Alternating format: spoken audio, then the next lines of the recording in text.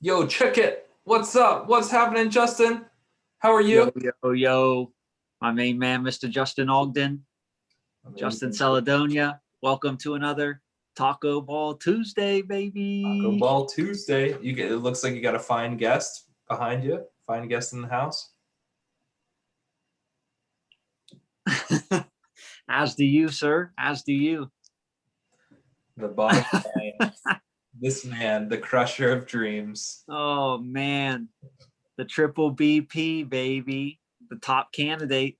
Oh, there's no one else that's in the running at this point. No one else left at this point. Yeah. No one else. It's Just a one-man race. That's right. That is right. So we've had so many games in the Eastern Conference Finals, Western Conference Finals. Oh, my The gosh. last week is almost, we were just talking a couple minutes ago. It's wild to think about just how much has happened, how much action we've had, how much narratives, how many injuries are still coming into play, how many new memes the War universe of attrition. has. Yeah. So let's talk about one of the first injuries. Let's dive right into the Bucks Hawks, man. Trae Young. Bucks Hawks 2-1 for the Bucks. And yeah, it looks like the Hawks could be in trouble. I don't know if they win another game this series, even if Trae Young's playing. I don't think he's going to be 100%. Obviously, he gives you the threat to go off and take a game all by himself, but he doesn't have any consistent help around him. He's got a bunch of others. He has no two. There's no like established second man over there. So, I mean, I think I predicted. Well, I don't know. Wanted to give the Hawks some credit in the series, but I didn't think this was going to be really a long matchup here, and a little nervous after game one, thinking that the Bucks coaching situation had zero capability of coming up with anything to slow Trae Young down, and maybe they still haven't done that. Maybe he just had a cold shooting night, but yeah, I don't know. I don't see things turning around for the Hawks in the series. They had their statement win in game one in Milwaukee, got blown out in game two, came out swinging at the start of game three, but Milwaukee chipped away at that lead and ended up putting them away. So I think the end is near for the Atlanta Hawks. Yeah, it's. I mean, I'm just looking at how topsy turvy this series has been with how high the A was after taking game one in Milwaukee, and thinking I was right there with you. I was watching that game, going, shoot, are we getting punked by the Bucks here? Are are the Bucks the imposters in this matchup? And then the Bucks absolutely just throw down the gauntlet in game two, winning by 40 points in the third quarter. Just it was getting ridiculous. Yeah. I was seeing guys on the court who I've never heard of. Then we have game three, just a much tighter finish. Khris Middleton absolutely detonates in the fourth quarter. Oh, the Duchess of Milwaukee. Duchess of Milwaukee with the finest touch. Oh, just ablaze, just setting them all ablaze. Yeah. If those two, I mean, if those two can keep up this level of production, watch out whoever they face in the finals. Yeah, I saw the comparison playoff numbers from another team that won a championship with this Bucks team, and very similar stat lines for an entire playoffs, not just like a single series, but for the entire playoffs so far. Giannis is very, very close to Shaq, and Middleton is averaging Kobe from their first championship of their three-peat. So before Kobe went full on Kobe and became the scoring disaster that we all had witnessed over the course of his career. But their first one, and they were talking about Middleton doesn't really have, I guess, the talent to make the leap to do what Kobe did in their second run and their third run, and then on from that. But he's putting up enough to go with somebody who's putting up Shaq-like numbers. And when you have a force that dominant inside, shooting that high a percentage from the field, because there's no defensive answer for him down low, especially on this Hawks team. I think we really got robbed of a chance to see a 7-game series between Giannis and Embiid. How I wish we would have got that this year, but yeah, we were robbed. We were duped by Doc Rivers, man. Hoodwinked, bamboozled. Yeah. Oh, let's not look too far back. So, Justin, last question I have for you with this series: what are you going to be watching? We both predicted the Bucks too. I think we had maybe one of us saying Bucks in 6, the other maybe Bucks in 5. So, what are you going to be watching for the Bucks as we likely see them send them into the finals, Giannis's first finals? What are you going to be looking out for? Well, I'm looking out to see if Trae Young's going to play, first of all, how he looks on that ankle, and if he seems slightly slow or hindered, are the Bucks going to press up more on this pick and roll coverage, or are they just going to continue to drop? Because I'm not so sure that they've changed all that much. I think he went cold, like I said, in game 2, but the pick and roll is essentially leaving Drew Holiday playing, defending 2 guys, because Brook Lopez is so low in the paint, which is shocking because on the offensive end, he doesn't seem to know where the paint is. But he just drops back so far that Trae could literally do whatever he wants.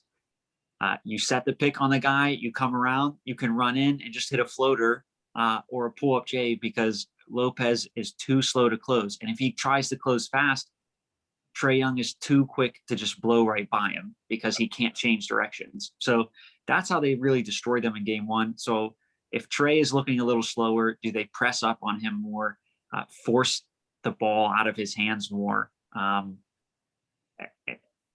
think they should do that whether he's 100% healthy or not. But so I'm looking to see how they're going to defend him and how he's going to play, if he's going to play. Yeah, this series is by no means over. Again, we got game 4 tomorrow night, and I'd love to see Atlanta find a way to win tomorrow. I just don't know if Trae Young's ankle will permit him to play at the level that he needs to win. I mean, down the stretch in game 3, it definitely, he was either gassed or he just wasn't 100%, and it was showing. I feel like some of the shots he would normally knock down. So I hope this series is not going to be over in another 2 games.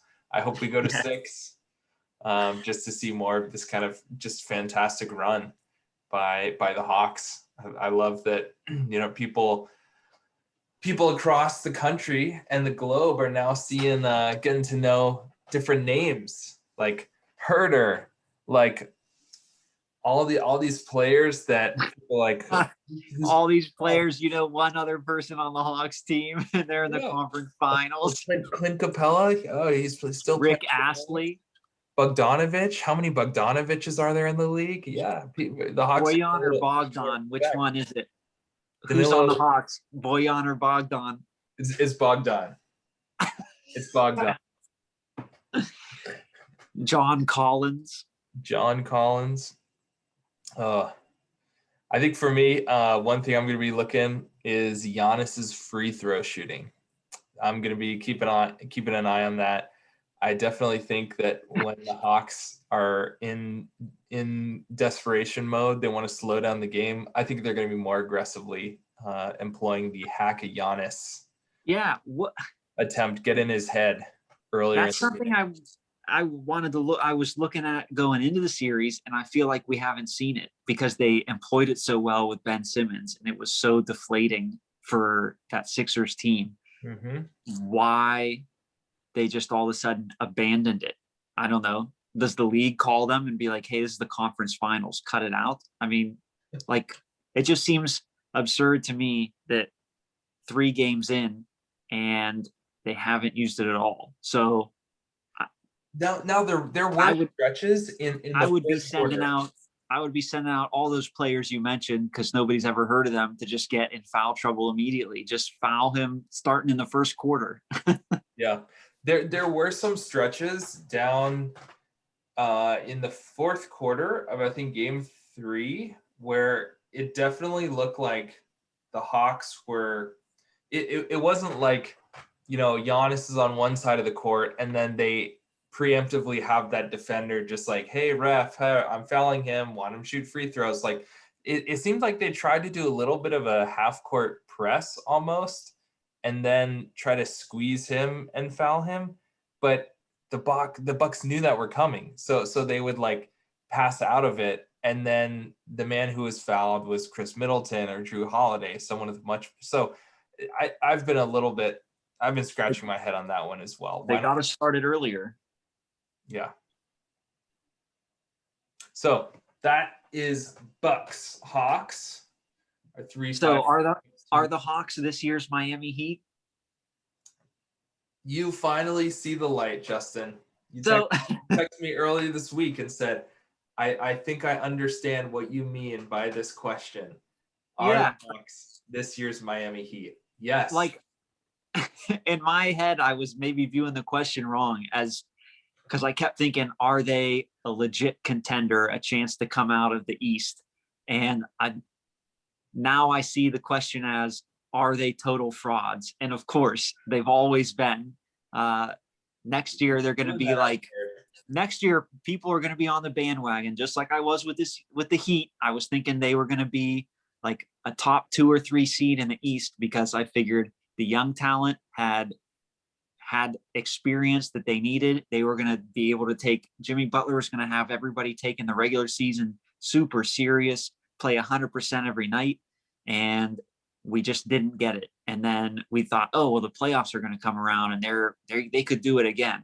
And after game 1 against Milwaukee, the overtime, the ridiculousness, and we thought, oh, we're getting it. And then splat, here comes the windshield bug. So I think in that sense, Atlanta is 100% the Heat because they way overachieved this year, far greater than anybody thought they would. I don't even think I predicted them making the playoffs this year in the East. And they've overachieved. And next year, they're going to middle around and then get spanked in the playoffs. And it's going to be some retooling until we see them again because they just don't have, like I said, they don't have a true number 2. They have a bunch of 4s and 5s out there with a bona fide number 1. So if anything, this has made me not a supporter, but a believer in Trae Young as a superstar, as a legit number 1 in the league, but nobody else on Atlanta is even close. Who's his number 2 and even I would love for that person to be Cam Reddish, but with some of the injuries that he's had, a top pick from the same Duke class as Zion and as RJ Barrett. So maybe going forward, he can take some steps, be a little healthier and start to become a number 2. But I think Atlanta needs to definitely make moves for something because Trae needs a number 2 and a 3. and I mean, if he's not 100% healthy, your season is significant risk of posing a losing record in the Eastern Conference as well. I'm a little more optimistic about the Hawks going to next season. I think they'll pick up a few more pieces. We'll have Dwight Howard jumping on the bandwagon too, making his way back to Atlanta. I think there are going to be some other agents in the East that want to hop on that train and ride it to the A. So that's Bucks Hawks. we've got another series that has been pretty hot. I think has lived up to the rating so far of I think this was a hot sauce rating here. We've got Fire sauce matchup. fire sauce matchup. Some Oh yeah. heat here. We got the Phoenix Suns up 3-1.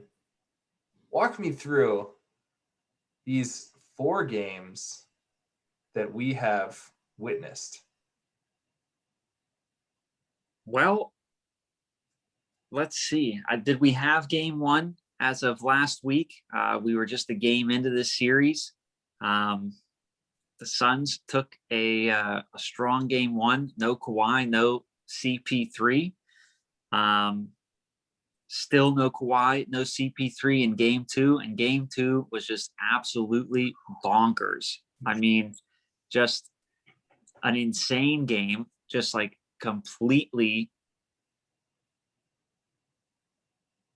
just nuts down the stretch, back and forth, back and forth. But then ultimately, I feel like a game that could have been completely overshadowed by officiating when the final 90 seconds of a game take 33 minutes in real time, got saved by just one of the most ridiculous finishes that you're going to see in a long, long time, with a ridiculous pass from the baseline, alley-oop lob to Ayton, the triple BP of the playoffs, all right, for a slam with less than a second on the clock to win the game and stun the Clippers. So after Wayoff P misses 2 clinching free throws with less than 30 seconds. Playoff P, Wayoff P, pandemic P. We're all just still trying to figure this man out. Yeah, but then he comes out, like you said, and became playoff P in game 3. Just ignition, switch on, engaged, and a total domination. The Suns were due for a loss. They had won 9 straight playoff games to that point, which is ridiculous in the Western Conference. Chris Paul had returned, and you're thinking, well, he's going to give him a boost. He looked rusty. Booker struggled in that game. He was coming off of the headbutt from Pat Beverly. So that was game 1 that he was wearing a mask in. The 2 of them. Broke his nose in 3 places. Dude, just totally gross. Blood everywhere. This has been a physical, tough series. You love to see it. But unfortunately, it looks like it's not going to last much longer. It looks like we were not going to see Kawhi Leonard in the Western Conference Finals for 2 years in a row. Well, I guess more than 2 years in a row, going back a while, because he was in the Eastern Conference Finals. But with the Clippers team, 2 years with the Clippers, 2 years not seeing Kawhi in the Western Conference Finals. And Paul George, try as he might, can't find any consistency. Modern day Dr. Jekyll and Mr. Hyde. Wayoff P and playoff P. Who are you going to get each night? And then on the Suns squad, you've got what impresses me the most, Justin, about how the Suns have won these games is as a complete freaking unit. It doesn't, like, the way these Suns players play, it's like they don't matter they don't care about who's getting the touches. They don't care about who's taking the shots. They just want, let's get the basketball in. Let's come out with the dub. Total team effort. And that's why I love watching this squad.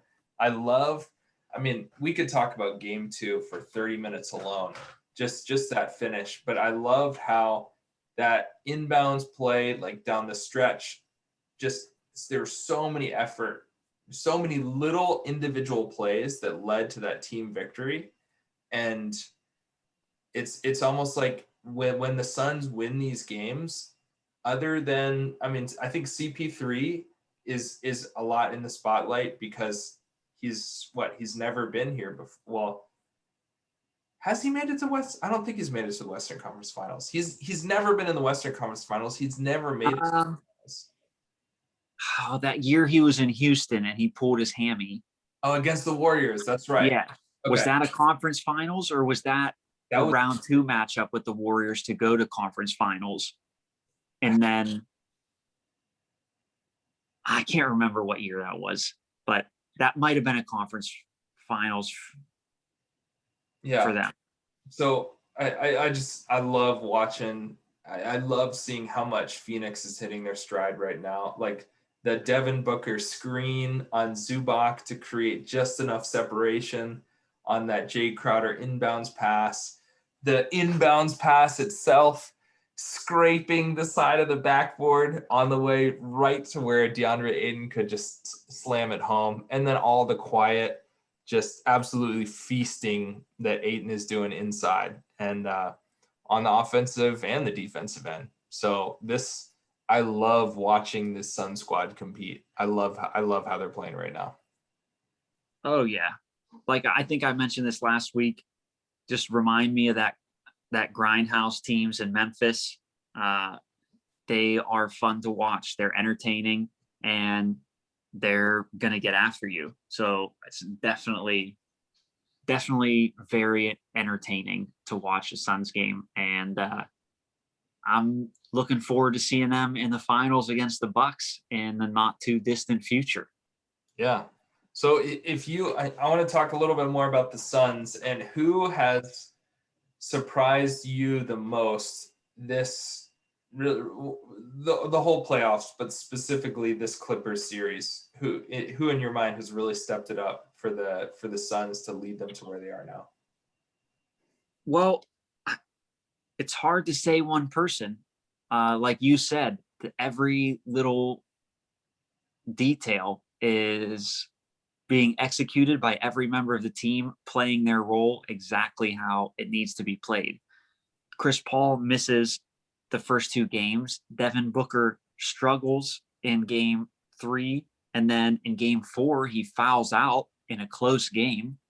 Ayton coming up huge in that game 2, getting the slam.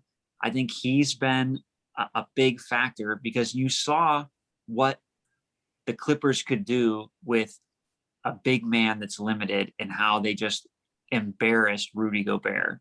And Ayton is not letting that happen. So like a big man center who was a number 1 overall pick, but plays his role as a role player. He's not demanding to be the number 1 on the team, the go-to guy, but he's a number 1 overall pick, but he's playing his role almost, I mean, better than anyone.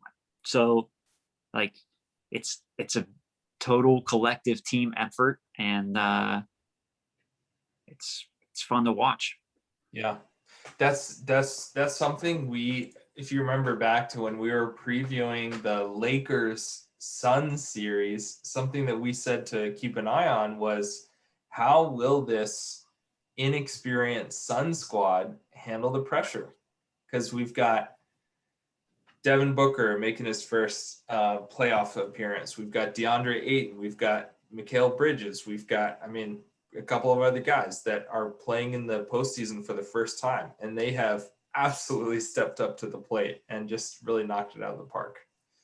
Yeah.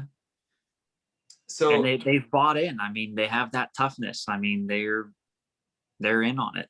So and they're absolutely barreling for the finals, which yes, sir. Looking at a 3-1 lead, I have to say is pretty inevitable. But can the Lakers complete the reverse, what they did, the reverse fall apart, like what they did against the Clippers Nuggets last year? Yeah. Well, we'll know if they get down by like 15 or 20 points tonight and then come back. We'll know that it's set in motion. But something I do want to bring up, because we've been talking about Ayton. We've been talking about last week we were talking about some of these young guys and who they sort of replicate in the NBA and how we're starting to see this next generation take over. There was a comparison between a couple NBA drafts. In the DeAndre Ayton draft, if you'll remember, Ayton went number 1 overall. Marvin Bagley went number 2, forgettably. Sorry, Sacramento fans. None of you are watching, so it doesn't really matter. They're and then there was the draft night swap 3 and 5 between Atlanta and Dallas, and they ended up getting Trae Young going to Atlanta in the 5 spot and Dallas getting Luka Doncic in the 3 spot. And so the draft that I want to remind you of was one in 1984 when the Houston Rockets took a number 1 franchise center in Hakeem Olajuwon. A forgettable Sam Bowie was selected number 2, followed by perhaps the greatest of all time, and the face of the league for an extended period of time in Michael Jordan, where I think the number 3 pick, Luka Doncic, will be the face of the league for a long time and a chance to be a top 4 or 5 player ever in the NBA. All right. And then in that number 5 spot, we had Trae Young. That year's draft had Charles Barkley. So you think about a guy that was one of the best ever, but is remembered as not winning a title. So it's just interesting to see sort of how those parallels sort of play out. But you think about a strong draft class. Look what Ayton's doing right now early on. Look what Trae Young's doing right now. 2 of those guys in the conference finals. I think Luka Doncic is going to be there sooner than we know it. And yeah, I think we're looking at a bright future to the league here. I'm excited about where the NBA is going, because I think for several years I was like, LeBron's not giving up the throne. Who's going to step up and take it? It's going to be Giannis, back-to-back MVPs, and then the disappointments in the playoffs for him. I do think he's going to get one this year in a championship, but that could change. There could be an injury. Anything could happen. I mean, nothing's set in stone. This could be, I don't know, maybe Chris Paul gets one and DeAndre Ayton, him and Devin Booker, that sparks something. We talked about them, Devin Booker's parallel with Kobe Bryant and being that high volume scorer. Does Ayton blossom into a Shaq-esque player that just becomes dominant down low and unguardable? I mean, these guys are still early in their careers, so anything could happen here. I mean, I don't know. I'm excited about where the future of the league is headed. I'm excited about where we're at right now, because so much can be going on. Yeah. You really, I think you hit the nail on the head there, Justin, with kind of addressing where initially, Lakers get knocked out. You have some of the Celtics are gone. Some of these like big franchises, historically really strong teams that have won tons of championships. And I feel like there were enough kind of casual fans going like, oh shoot, like, yeah, Curry's not in. Didn't even make the playoffs. LeBron and AD out in the first round.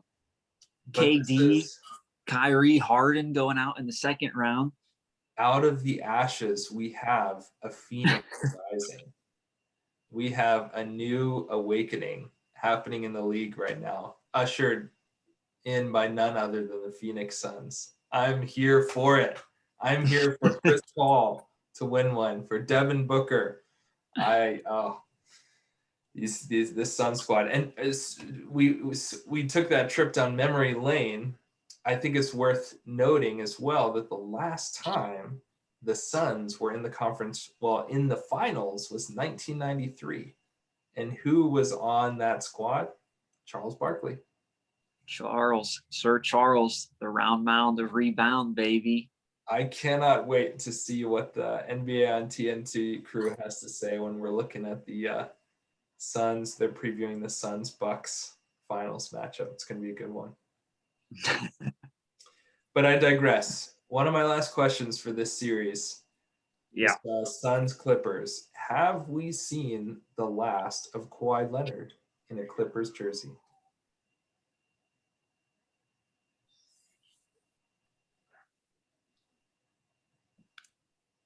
Because I gotta say, I'm seeing a lot of similarities here with the way what's playing out now and what played out towards the end of his career in San Antonio. We've got, there's distrust of the medical staff, not liking how injuries were handled. We have fans and probably players speculating, where's Kawhi? Did he travel with the team? Why isn't he on the bench? What's going on? Really hurt enough? Can't he play through it? Is he getting treated? Why isn't he traveling with the team? What's up? What's this injury? And we also have memes circulating the internet of Kawhi sitting in the box. You know, he's got his kids. He's having. I think he's got his eyes on the nacho fries, baby. Eyes the on real the prize. Cheese fries, some a bowl of popcorn right next to him. I'm no professional analyst here, but he does not look like he's dialed in for the Clippers roster right now. Let's not sell yourself short there. Just throwing it out there. I think at this point, I would be more surprised if we saw him in a Clippers uniform next year than if we saw him somewhere else. I will take the field on this one. I think much more speculation to come as they get eliminated by the Suns. And because, I don't know, we talked about it before. I think Clippers management thinks that they're better than they are because they made it to a conference finals. But I think Kawhi is more realistic and doesn't think that they're that good. And he doesn't see reason to risk further injury on a team that he doesn't think is capable of getting the job done. And I don't think he sees them as having any room to improve. So remember when we were talking about Kawhi as like the Thanos of the NBA and just like the dynasty crusher, just like ending everybody's dynasties, ending the Heat dynasty, ending the Spurs dynasty by leaving the Raptors. Dynasty, but not a dynasty, but ending the Warriors dynasty by beating them. And now he's basically he just basically annihilated an entire franchise who was already like incapable of winning and just like hindered their future by getting rid of like 7 first-round picks and pick swaps and having no cap flexibility so he could have Paul George with him in LA. Does he want to stay in Los Angeles and be at home? I think so. I just don't see him. I don't know. He's a different cat. Maybe he is content with just not winning and just being close to home. I don't know. But I think, like I said, I'd be more surprised if he was there than if he's not. So I'm going to take the field and say that he's going to be on one of the other teams next year. I think he's opting out. He wants to live in the shadow of LeBron and the Lakers. I think that he takes his talents elsewhere and kind of says, hey, it just seems like he wants to go somewhere on these short 1-year contracts and, hey, can I put a team over the top and push them to go from great to the best. And it's obvious that the Clippers are not the best team. So I think his days are limited, and I think he stays somewhere in the Western Conference, but we'll see. He wants to be close to home, right? Somewhere in LA. Yeah, I don't know. Utah Jazz, maybe. Maybe they can sign and trade. I don't know. Get rid of Gobert. He's useless. I think the team that will pick him up has to be looking at a roster going, we don't have a dominant, like, there needs to be a large enough like leadership gap to fill, in the sense that I think about, like, for the Raptors, he had Kyle Lowry. He had someone that was already kind of the heart and soul of a team. And then he took off that pressure. He stepped up the scoring, stepped up the just lockdown defense on the other team's best star. And so many teams would still have to trade so many key pieces in order to acquire him. I don't know. I think Kawhi's he can opt out. He doesn't have to get traded for a team that might have cap space. Maybe a Dallas Mavericks. I think would be a good fit for him, but I digress. We have a couple more games of these conference finals, in my opinion. And next week, we'll be previewing the NBA finals for 2020-2021 season. And we'll have lots of time to get ready for the finals, which I think are slated sometime in the second week of July, somewhere around then. So we'll have. I'm really looking forward to that episode. We'll be able to really dig deep into specific matchups, talk through different players, talk through maybe some hidden gems on some rosters, some faces we haven't seen very much, some emerging candidates for runner-up to the triple BP, since DeAndre has pretty much slammed that one home.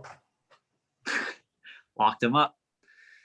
So check back with us next week. Another episode coming.